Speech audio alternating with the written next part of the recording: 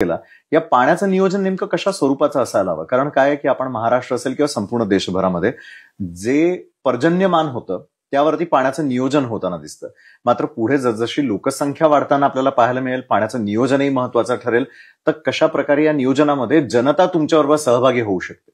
बघा, शिवसेना प्रमुख 1992 साली एका भाषणात बोलले होते की पुढचं युद्ध हे कशावरून होईल, तर पुढचं युद्ध हे पाण्यावरून होईल आणि पाणी तुम्ही दुधाच्या भावाने घ्याल, हे त्यांचे वाक्य अजूनही आठवत आहे. आजही 20 रुपये लिटरने लोक पाणी पित आहेत.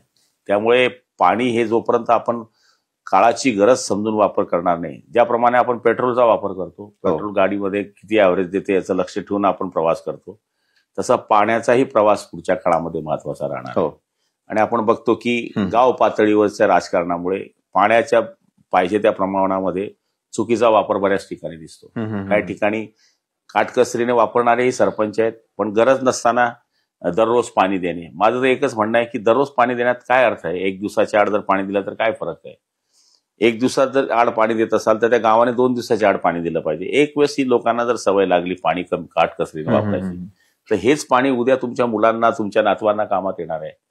कारण की पाणी ही काळाची गरज आहे. आज आहे, उद्या आहे आणि परवा सुद्धा आहे.